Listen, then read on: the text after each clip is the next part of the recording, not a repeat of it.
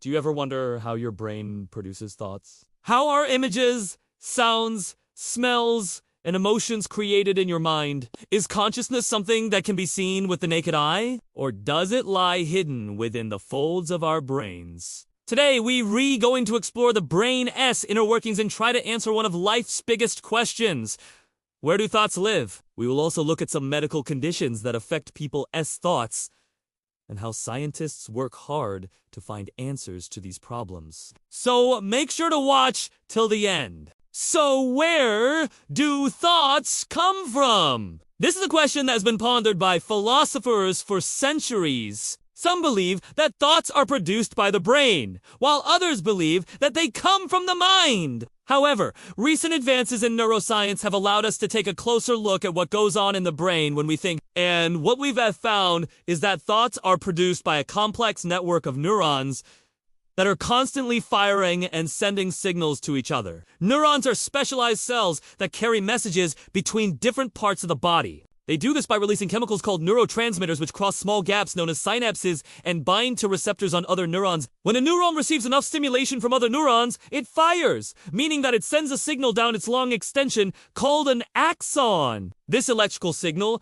then stimulates the neuron to release its own set of neurotransmitters, which in turn can stimulate other neurons to fire and so on. In order for neurons to communicate effectively, they need to be organized into networks. Networks of neurons that are connected to each other are called neural circuits. Neural circuits are responsible for processing information and performing specific tasks such as thinking, feeling, and moving. For example, when you see a friend's face, a neural circuit in your brain that is responsible for recognizing faces will be activated. This circuit will send signals to other areas of your brain, such as the amygdala, which is responsible for processing emotions. As a result, you may feel happy or excited to see your friend. But how do these networks of neurons give rise to conscious thoughts? The answer, it seems, lies in the way that the brain processes information. The human brain is a highly efficient machine that is able to process vast amounts of information in real time. It does this by breaking down complex information into smaller pieces and then processing each piece separately.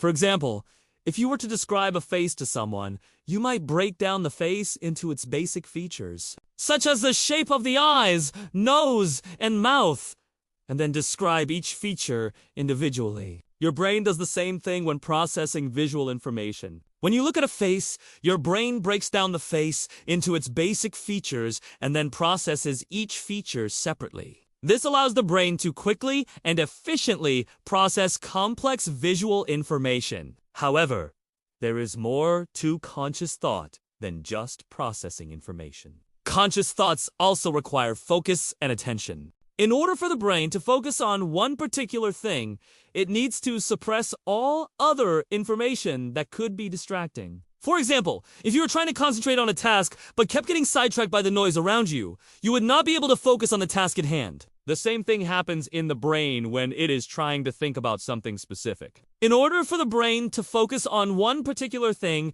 it needs to suppress all other information that could be distracting. This is done through a process called selective attention. As you can see, conscious thought is a complex process that involves many different parts of the brain working together. So, where exactly do these thoughts reside in the brain? The answer is that thoughts do not reside in any one particular part of the brain. Instead, they are produced by a dynamic and ever-changing network of neurons that are connected to each other through neural circuits. These networks are constantly firing and sending signals to each other in order to produce the thoughts that we experience every day. Now let's look at some medical conditions that affect people's thoughts. Alzheimer's disease is a progressive neurodegenerative disease that affects a person's ability to remember things and perform tasks. It is characterized by the buildup of amyloid plaques and tau tangles in the brain, which eventually leads to the death of brain cells. Parkinson's disease is a disorder of the nervous system that affects a person's movement. It is caused by the death of neurons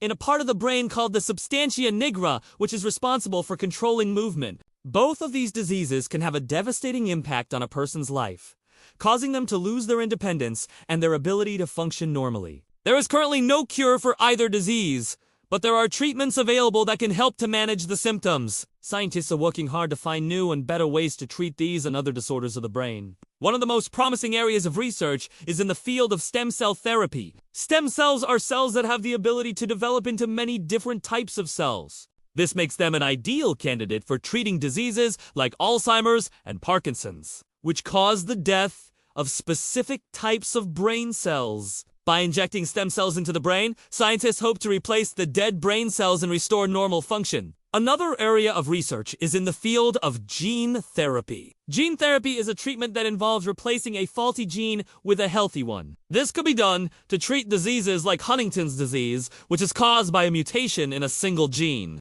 These are just two examples of the amazing work that is being done to find cures for brain disorders. If you would like to learn more about these and other research efforts, I encourage you to visit the websites of the National Institutes of Health or the Alzheimer's Foundation of America. Together, we can help find a cure for Alzheimer's and make sure that everyone affected by this disease gets the support they deserve. By understanding how the brain works, we can gain insights into the nature of consciousness itself. What are your thoughts on this? Let us know in the comments below, and don't forget to subscribe for more videos like this. Now, let's move on to our next topic. You have probably heard Billie Eilish's song about it, but what really is the mystery of consciousness? Consciousness is a state of being aware of and responsive to one's surroundings. It is the ability to perceive, think, feel, and act. Consciousness is a fundamental property of the human brain, but it is not well understood. One of the biggest mysteries of consciousness is how it arises from the physical matter of the brain. The human brain is composed of billions of neurons that communicate with each other through electrical and chemical signals. But how do these signals give rise to subjective experience? Another mystery of consciousness is the nature of self-awareness. Self-awareness is the ability to be aware of oneself as an individual, separate from the environment. It is not clear how self-awareness arises from the activity of the brain. There are many theories of consciousness, but no one knows for sure how it arises from the brain. One leading theory is that consciousness is a product of the Integrated Information Framework, or IIT.